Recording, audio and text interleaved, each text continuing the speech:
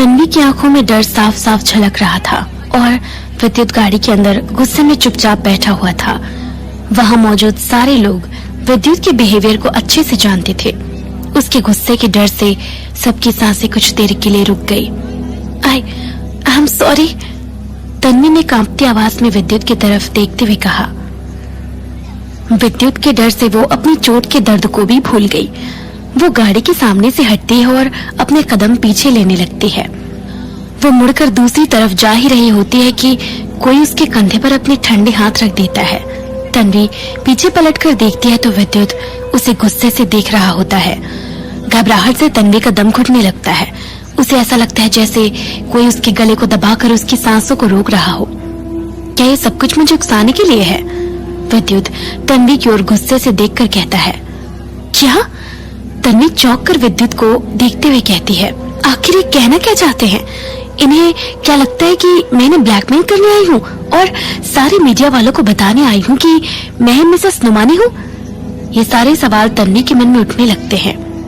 नहीं, मैंने जानबूझकर के सब नहीं, किसी का धक्का लगने की वजह से मैं। घबराहट में तन्वी अपनी पूरी बात भी नहीं कह पा रही थी। वो एक नजर सारे रिपोर्टर्स की तरफ देखती है। सबकी नजरें उस पर ही होती है। वो समझ जाती है कि इस वक्त उसका चुप रहना ही बेहतर है। अगर उसने ऐसा वैसा कुछ कह दिया तो? मिस्टर विद्युत, मैंने जानबूझ के ये सब नहीं किया।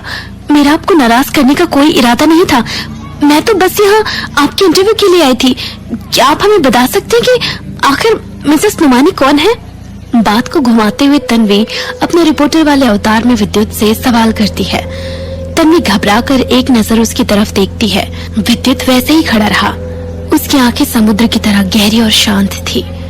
तन्वी मन ही मन ये सोचने लगती है कि कितना अच्छा हो अगर गुस्से में विद्युत उसे धक्के देकर वहां से निकाल दे। इतने में गाड़ी के अंदर से किसी लड़की की आवाज आती है। मिस्टर विद्युत, माफ कर दीजिए बेचारे को। देखिए, आपके गुस्से से सब कितना डरे हुए हैं। इतने सारे लोग आपसे बस मिसेस नुमानी के बारे में ही जानना चाहते हैं। आप सबको बता क्यों नहीं देते मिसेस नुमानी के बारे में? तन्वी ने गाड़ी के अंदर से आती आवाज की तरफ देखा। कार की पिछली सीट पर विद्युत की फिल्म की को स्टार यामिनी सहाय बैठी थी। तन्वी एक तरफ विद्युत और दूसरी तरफ यामिनी को देखती रहती है। ये दोनों एक साथ एक ही गाड़ी में? आखिर क्यों? कल भी मिस्टर विद्युत आधी रात को घर से चले गए थे। क्या वो यामिनी के साथ थे? ये सारे सवाल एक एक कर तन्वी के मन में उठने लगते हैं। वहीं यामिनी और विद्युत को एक ही गाड़ी में देखकर सारे रिपोर्टर्स के बीच गॉसिप शुरू हो जाती है। सारे रिपोर्टर्स इस बात से खुश हैं कि आखिरकार उन्हें सुपरस्टार विद्युत की लाइफ से जुड़ी एक मसालेदार खबर मिल गई, जिसकी उम्मीद उन सब ने बिल्कुल भी नहीं की थी। कच कच सारे फोटोग्राफर्स तुरंत विद्युत और यामिनी के एक साथ होने की फोटोज खींचने लगते हैं। वहीं दूसरे रिपोर्टर्स उन दोनों से तरह तरह के सवाल करने लगते हैं।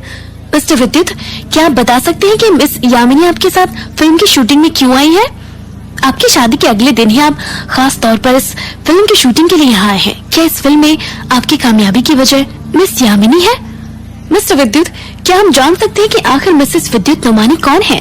क्या वो भी फिल्म इंडस्ट्री से है? सभी रिपोर्टर्स एक एक कर विद्युत से सवाल पूछने लगते हैं। विद्युत बिना कुछ रिएक्ट किए चुपचाप उसी जगह खड़ा रहता है और आखिरकार रिपोर्टर्स को देखते हुए अचानक से बोलता है, आप लोग काफी क्यूरियस है मेरी पर्सनल लाइफ के बारे में जानने के लिए। वैसे आपके सारे सवालों का जवाब यही मौजूद है। विद्युत के ऐसा कहते ही तन्वी शॉक्ड हो जाती है। उसे ऐसा लगता है जैसे ये सब एक बुरा सपना है जो उसकी आंखों के सामने सच हो रहा है। विद्युत सबके सामने तन्वी की ओर इशारा करते हुए कहता है, मेरी वाइफ वो है। विद्युत की बात पर एकदम से सन्नाटा छा जाता है। क्या मिस्टर विद्युत वाकई सबके सामने हमारे रिश्ते को मानना चाहते हैं? तन्वी खुद से सवाल करती है। यहाँ राइट। गाड़ी के अंदर बैठी यामिनी विद्युत की बात पर हंसते हुए उससे कहती है, मिस्टर विद्युत, आप और आपकी मजाक, जरा उस बेचारी का चेहरा तो देखो, आपकी बातों से कितना डर गई है। क्या मेरे लिए आप उसे माफ नहीं कर सकते? उसने जानबूझ के कुछ नहीं किया है। यामिनी की बातें सुनकर सारे लोग समझ जाते हैं कि विद्युत तन्वी के सवालों का मजाक उड़ाने के लिए ये सब कह रहा है। यामिनी की बातें सुनकर तन्वी काफी रिलैक्स्ड हो जाती है। उसे अपने दिल की धड़कनें वापस से सुनाई देने लगती है। विद्युत की नजरों से दूर तन्वी भीड़ में छुपने ही वाली होती है कि यामिनी फिर से पूछ बैठती है, अरे देखना कहीं उस लड़की के हाथ में ज्यादा चोट तो नहीं आई? मिस्टर विद्युत, प्रोडक्शन में फर्स्ट एड अवेलेबल है, क्यों ना हम इसे अपने साथ ही ले चले? यामिनी की बात सुनकर तन्वी विद्युत की तरफ देखती है। विद्युत अब भी बिना कुछ रिएक्ट किए हमेशा की तरह चुपचाप खड़ा रहता है। कुछ देर बाद एक नजर वो तन्वी के हाथ की तरफ देखता है। तन्वी घबराकर यामिनी को मना करते हुए कहती है, इट्स ऑल राइट, मैं ठीक हूँ, छोटी सी खरोच है बस। Thank you miss Yamini. Mister विद्युत, भला मिस यामिनी को मेरी इतनी फिक्र कब से होने लगी? रिपोर्टर्स के सामने अपनी केयरिंग होने का दिखावा जो करना है उन्हें, इनके साथ फिल्म सेट में जाने का मतलब है अपने लिए मुसीबत खड़ी करना। तन्वी मनी मन सोचती है और एक नजर फिर से विद्युत की तरफ देखती है। विद्युत तन्वी की तरफ देख भी नहीं रहा है। जाहिर है कि उसे तन्वी से कोई मतलब नहीं है। ओके देन, आगे से अपना ध्यान रखना, और यहाँ आए सभी मीडिया पर्सन्स को thank you all, take care. भीड़ को बाय बोलते हुए यामिनी अपनी गाड़ी के शीशे बंद कर लेती है और गाड़ी फिल्म सेट के अंदर चली जाती है। गाड़ी के जाते ही सारे रिपोर्टर्स आपस में फिर से बातचीत शुरू कर देते हैं। क्या मिस्टर विद्युत और मिस यामिनी के बीच कुछ चल रहा है? एक रिपोर्टर पूछता है। ये दोनों कल रात से साथ ही हैं, क्या मिसेस नुमानी को इस बात की खबर है? दूसरा रिपोर्टर सवाल करता है। तन्वी इन सारी बातों को नजरअंदाज करते हुए भीड़ से दूर आकर खड़ी हो जाती है। वो एक नजर अपने हाथ में लगी चोट पर डालती है। उसका हाथ एक तरफ से कट गया होता है, जिससे खून बहना भी शुरू हो जाता है। दर्द से तन्वी की आंखें भर आती है। तभी एक सीनियर रिपोर्टर तन्वी के पास आकर उसे समझाती है, माय डियर, किसी न्यूज को कवर करने के लिए इतना उतावलापन ठीक नहीं। आज तुम्हारी किस्मत अच्छी थी जो मिस्टर विद्युत ने तुम्हारी हरकतों को सीरियसली नहीं लिया, पर ऐसा हर बार होगा ये जरूरी नहीं। तन्वी सिर हिलाते हुए उस रिपोर्टर को थैंक्स बोलती है और मुड़कर आकृति को ढूंढने लगती है। भीड़ में खड़ी आकृति की तरफ उसकी नजर पड़ती है। तन्वी आकृति की ओर बढ़ ही रही होती है कि सामने से फिल्म की क्रू मेंबर कविता उसके पास आ जाती है। तन्वी को एक तरफ लाकर कविता उससे कहती है, तुम ही हो ना जिसके हाथों में चोट लगी है, चलो मेरे साथ अंदर चलो। इससे पहले कि तन्वी उसे मना करती, कविता उसके पास आकर उसके कानों में धीरे से कहती है, ये मिस्टर विद्युत के ऑर्डर्स हैं। कविता की बात सुनकर तन्वी काफी सरप्राइज हो जाती है। उसे यकीन नहीं होता कि विद्युत को उसकी इतनी फिक्र भी हो सकती है।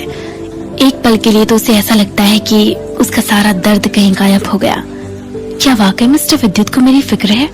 इसका मतलब वो जैसे दिखते हैं असल में उतने बुरे नहीं।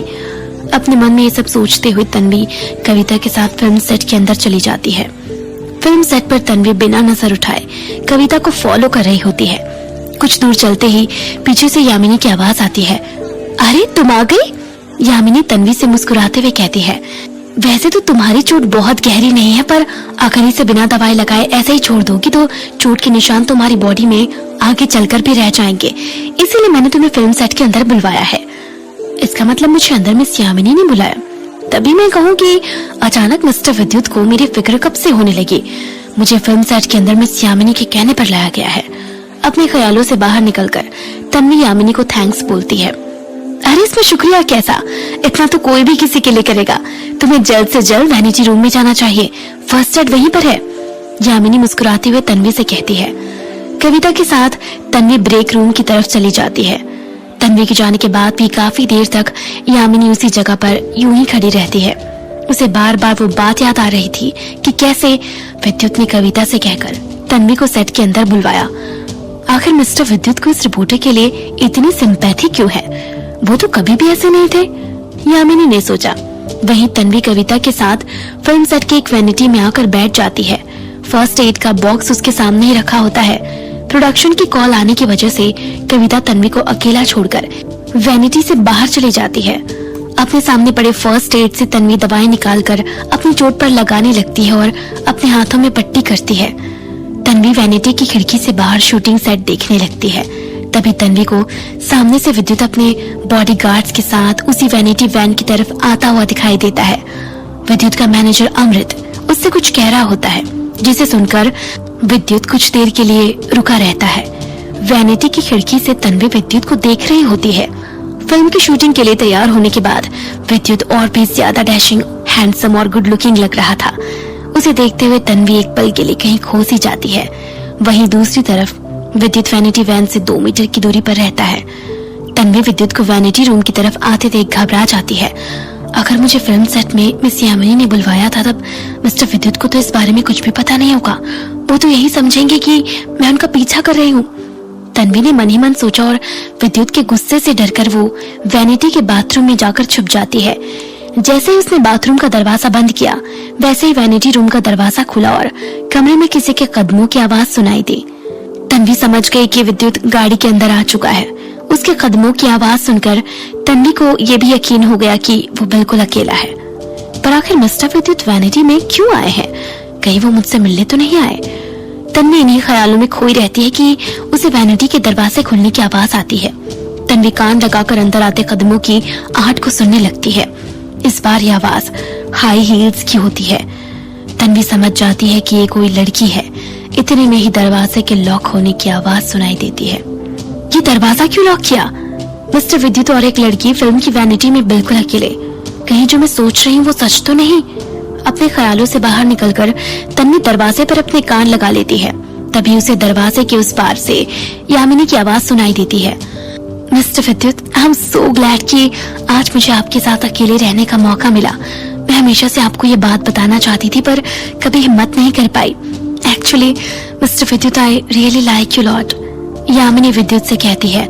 तन्वी कुछ देर कंफ्यूज हो जाती है। तो ये दोनों क्या सिर्फ बातें करने के लिए पूरी फिल्म क्रू से छुपकर एक वैनिटी में बैठे हैं? क्या ये कन्फेशन था? जरूर इन दोनों के बीच कुछ चल रहा है। तन्वी ये सब सोच ही रही थी कि उसने ना चाहते हुए भी बाथरूम का दरवाजा खोलकर एक नजर विद्युत और यामिनी की ओर देखा। वो देखती है कि यामिनी की बातों का विद्युत पर कोई असर नहीं पड़ रहा था। वो अब भी बड़े आराम से बिना कोई रिएक्शन के एक जगह बैठा हुआ था। तभी विद्युत एक नजर बाथरूम के दरवाजे की ओर देखता है। उसकी नजर दरवाजे से झांकती तन्वी की नजरों से मिलने ही वाली होती है कि पकड़े जाने के डर से घबराकर तन्वी दरवाजे को तेजी से बंद कर देती है। धम। दरवाजे की उस आवाज को सुनकर यामिनी गुस्से से कहती है, कौन है वहाँ?